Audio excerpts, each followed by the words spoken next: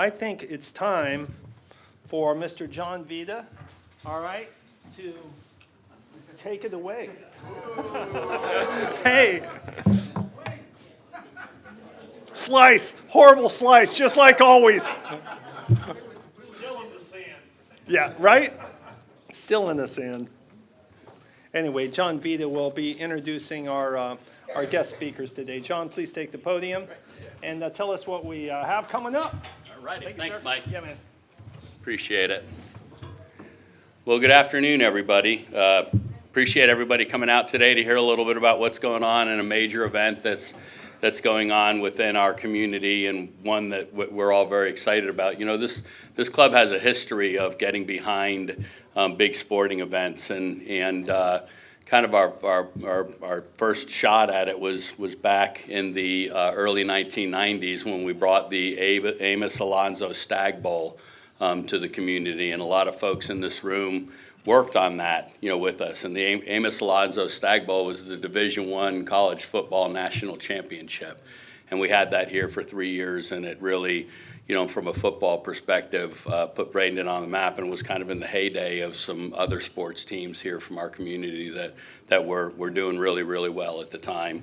Go Canes. So this is not unusual that we would get behind an event like this, not only because it's the right thing for the community, but this particular tournament is all about introducing and giving young lady golfers access to the sport of golf. And this tournament is extremely supportive of that mission, as is the LPGA in general.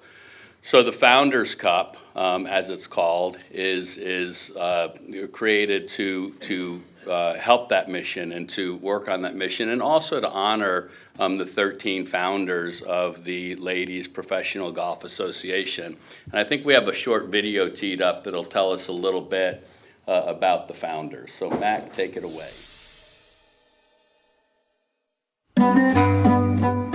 In 1950, 13 women came together to establish a league for women to play golf professionally. Today, the LPGA is the longest continuous professional women's sports league. Their hard work and dedication has impacted not just the LPGA, but all women's sports. What they were able to accomplish during that time was nothing short of remarkable. What these 13 ladies did in 1950 was pretty incredible. They started with a passion, enjoyment, and just they wanted to play, and they created this organization now that's just taking women's sports to a different level. They're the ones that were the groundbreakers for the LPGA. These women should be celebrated for their passion for the game of golf when they weren't making any money. They just wanted to play golf and spread the word. These women were all doing that at the highest level that they possibly could, but they were also running the whole league. And they were doing it all at a time when people weren't really sure they should be doing it. What I love is in their bylaws when they said there will be no discrimination. That's another thing that is so amazing to be done in 1950, that the tour would not be exclusive. And for them to think about that at that time, I thought was exceptional. These pioneers changed the face of golf, a sorority of competitors, but more importantly, a family. It was definitely a caravan. They traveled together. Back in the day when there wasn't phones, they had flags. They put out a green flag, it's time to go. They put out a red flag and waved it, we've got to make a stop. They provided everything on their own. They set the golf courses up. They marked the golf courses, they set the pins, they knocked on doors to find golf courses to play. They were working it 24/7. Here we are, a slice from left to right, putting the visor in slicing position. You can see how important the visor is. The career I've had, when I'm done playing golf, I don't have to work another day in my life if I don't want to. And that's because of the founders. That's because of their hard work of putting these tournaments together and having this vision for a tour for women at a time when that was not very important at all to anyone. There are obstacles in women's sports today can only imagine what it was like in 1950. Women were supposed to be housewives, and they weren't supposed to go out on their own and have their own careers. And these women did not make a lot of money. They didn't do it for money. They did it because they saw the future. And all of us who played professional golf have to be super thankful to these 13 women for going out on a limb for all of us. These are among some of the most remarkable women in the history of women's sports, the history of women in this country. It can't be understated what they did and the platform that they created for not just golf, but for all women's sports. And I think we're feeling that today. You look at any other sports organization, and I don't think there is a group that was more determined than that group to play golf and grow the game of women's golf. They didn't care. They were going to do what they wanted to do, and they were just some badass women. That's well said at the end of that video there, because I can tell you right now that there are 120 badass women out there ready to take the course and give it their all. So we're very excited about that, and we're very excited that the fact that the LPGA has once again chosen the Bradenton Country Club for an event. So, and they're going to talk a little bit more about that. But I just wanted to introduce Stacy Lewis, who you just saw in the video there. Stacy has 13 career wins since her rookie year in 2009, and she's won 2 majors over that period of time. She had a wonderful career at the University of Arkansas as a Razorback, and she got there fighting through adversity coming out of high school because she had to have back surgery, and she says that her parents really were very, very supportive, and the reason that she got through all that and continued on playing professional golf, and thank goodness that they did that for their daughter and supported her in that way. And then she took over the reins after that. She's got a laundry list of accolades, but including 4 Solheim Cup appearances. And the Solheim Cup, for those of you that don't know, is considered to be the premier event in ladies professional golf, where the United States puts together a team against a European team, and the U.S. has won that, I believe, 11 times versus Europe's 8, I think, something like that, if I read it correctly. We're going to go with that we're beating Europe on that. So that's great. But she was most recently the captain of the Solheim Cup, leading the team to a victory, and this is the Solheim Cup up here that Stacy was kind enough to bring along with her, and just a cool thing to have anytime that you can get that close to these achievements. I think is a pretty cool thing. She's going to come up here and talk to us, and she's going to kind of be interviewed by Christina Lance, and Christina is the communications director for the LPGA, and together they're going to give us a nice Q&A period and then open it up for questions. So ladies, without any further ado, welcome to the stage.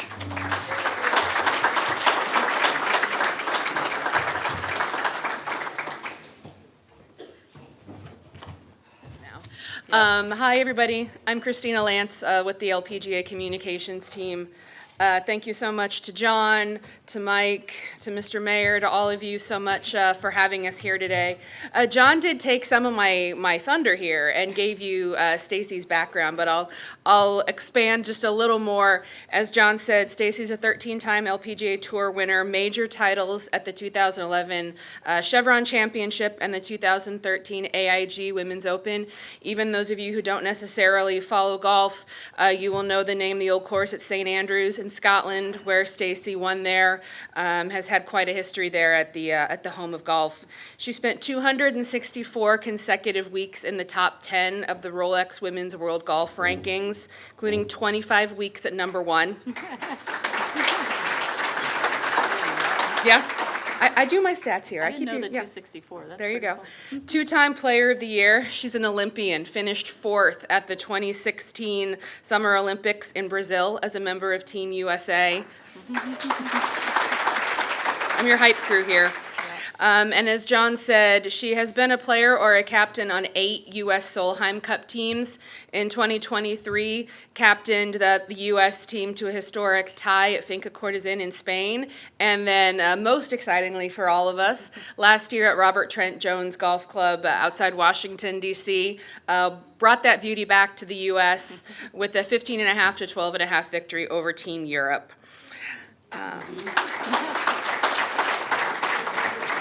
Stace had an amazing amateur career, 4-year All-American at University of Arkansas, the 2007 NCAA Division I title, graduated with a degree in finance and accounting, so one of the players on the tour that does her own taxes, I'm sure.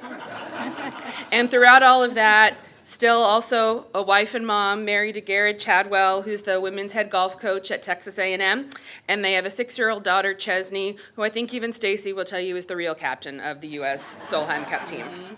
All right, Stace, I've rattled off a ton of stuff. Like I said, we're going to ask a few questions, and then we'll open it up. Yep. Stace, you've had an incredible career. What are some of the highlight moments for you from your time as a professional golfer? I've had lots of highlights. I think the first win is always really important, and mine just happened to be at a major, so that was pretty cool.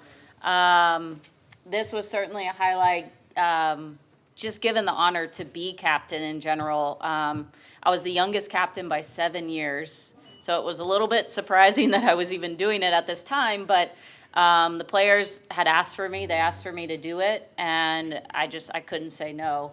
But to be on a list with, Judy Rankin, Kathy Whitworth, I mean, the greats of the U.S. team, to now be a past captain with them is a really cool honor. I would say one of probably my coolest highlights was I won in Scotland, not the British Open, but I won another tournament in Scotland I think it was about 18 months after having my daughter.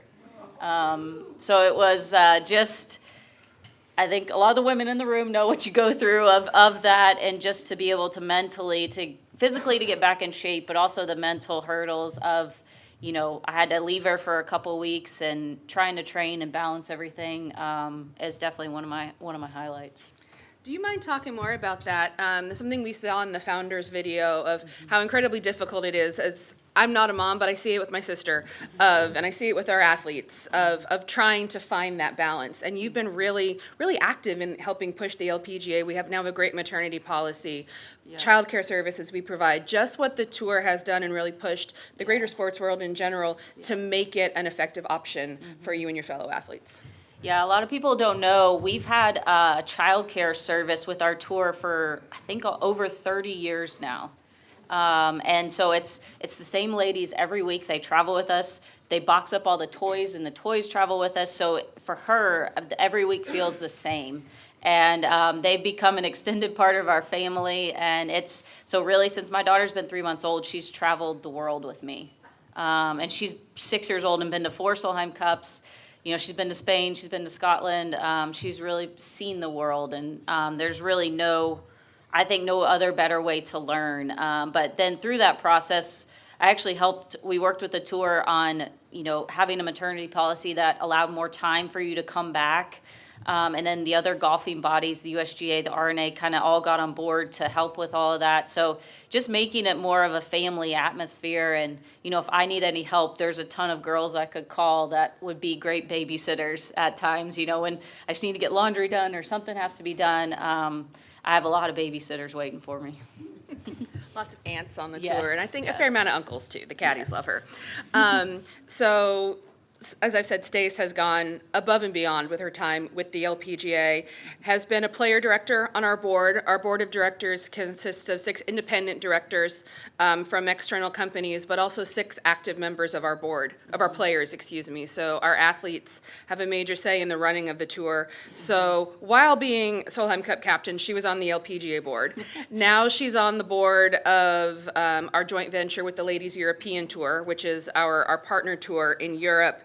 And several of these sponsors you see on Stacy were sponsors of Stacy's first before they came on and joined the LPGA as larger corporate partners. Why have you felt it was so important for you to give back to the tour? You've won 13 times. That's not to say a lot of people don't, but you're certainly an exception in paving a new way.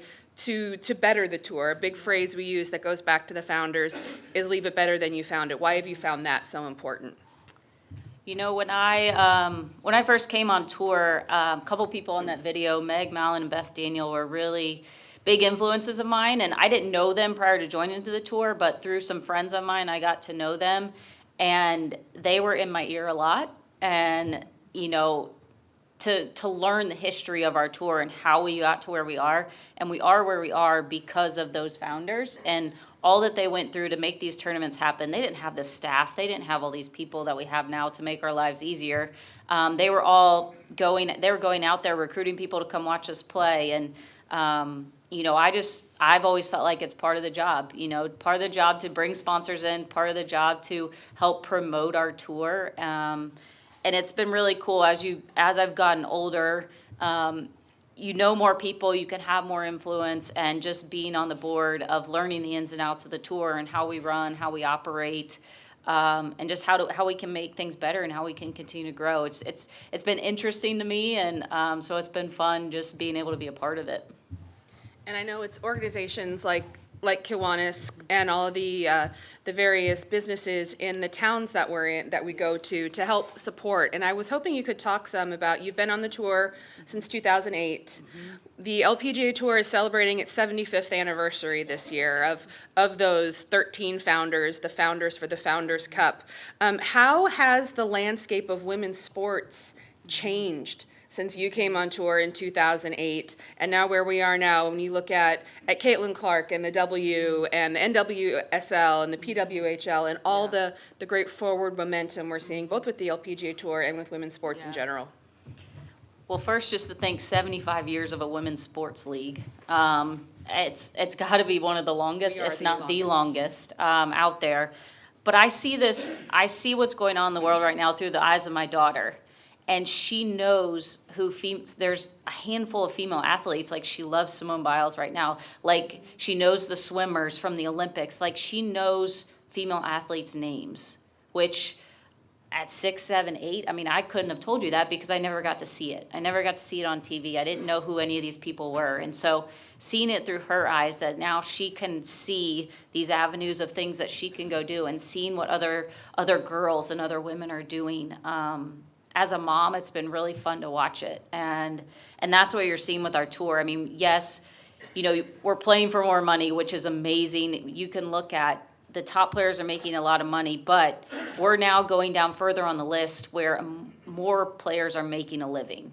You know, there were times, probably even in 2008 when I came on tour, that if you barely kept your tour card, you were probably losing money on the year, and having a second job. And this is a full-time gig. Like, we don't really have a lot of time off. So we've really come a long way, and now we're at a point where we got to, push the exposure, push the amount that we're seeing, and get on TV more, because really more eyeballs, more people watching us, that's how we grow.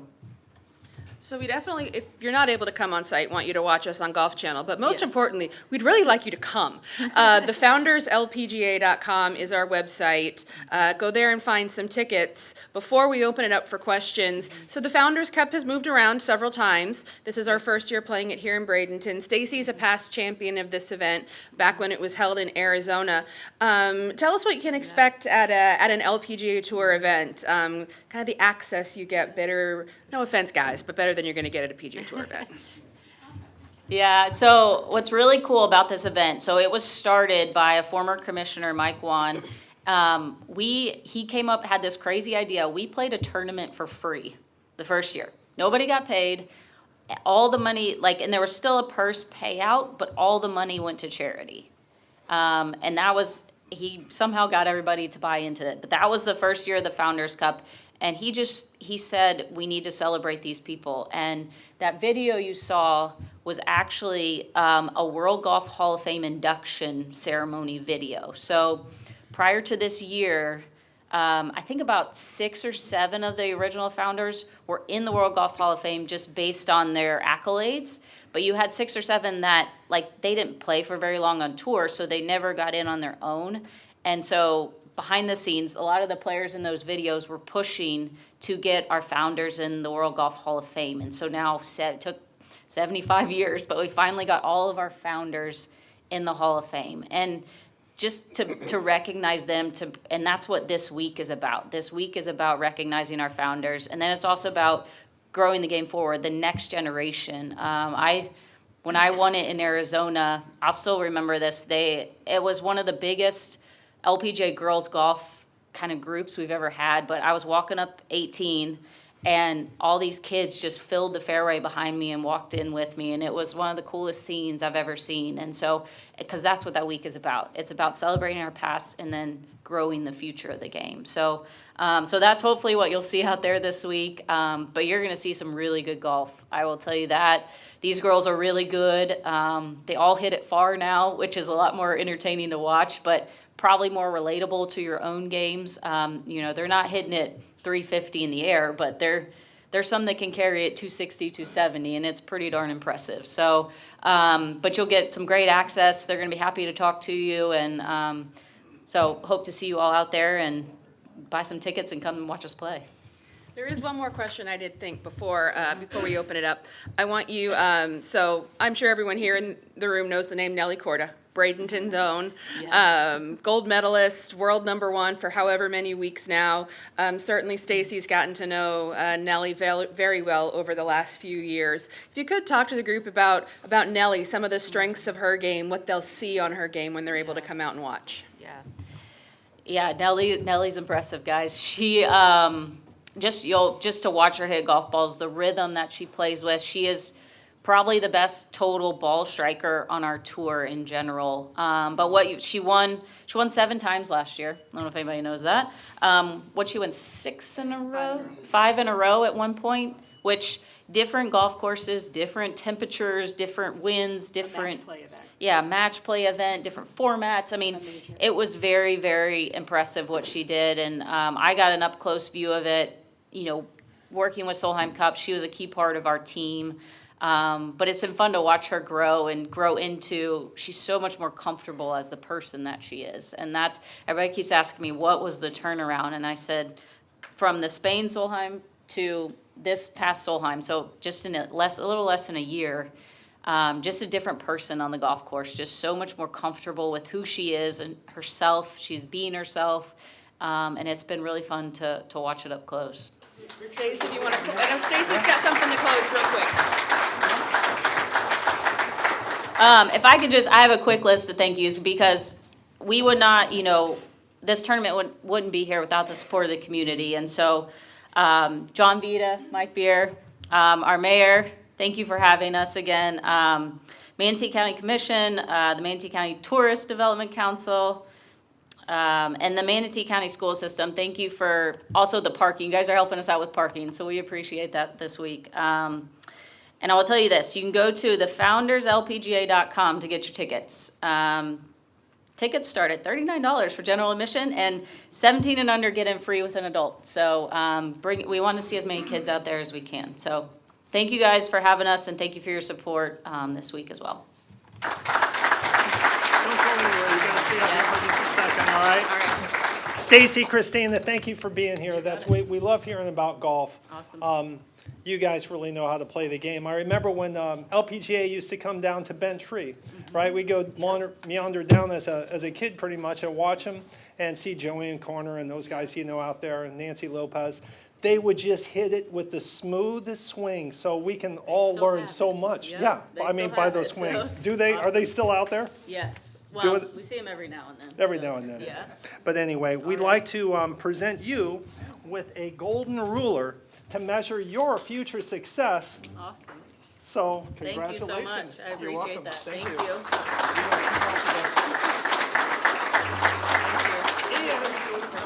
And did you get one?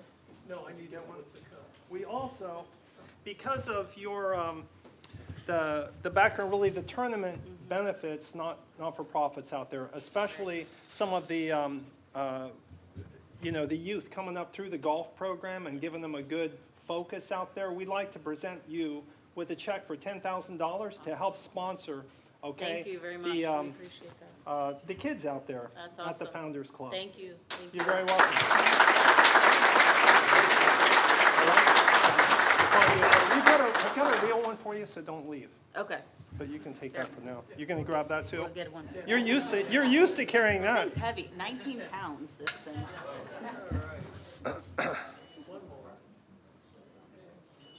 Awesome. All right, thank you. I'll keep this up. Okay. We'll give you the real one. Thanks, everyone. All right, thanks again. I wanted to know, or everybody to know, Jess Cruz has stepped down as our administrator, so she's turns her bags in for this time, but we appreciate the last 4 months. Jess, you've done a fantastic job, and thank you very much for doing that, okay? I'm supposed to get her, her approval first, but I'm not sure if she's still in the audience out here. At 7:30 tonight, it has been relayed to me that one of our members is going to be featured in TV as her role as a judge during the day and as a violinist at night and on the weekends. So it's not, we're not. Gilbert, is it you? We're talking about, I know it is. It's Judge Renee Ingman is being recognized tonight on, well, she's on TV at 7:30. Do you know what network? What network? ABC Channel 7, okay? So tune in to that. We will see everybody at the, maybe at the LPGA tournament this week, maybe at Thursday evening's chamber dinner, maybe out and about. But continue to get out there, do good things this week, and hit them straight. Meeting adjourned.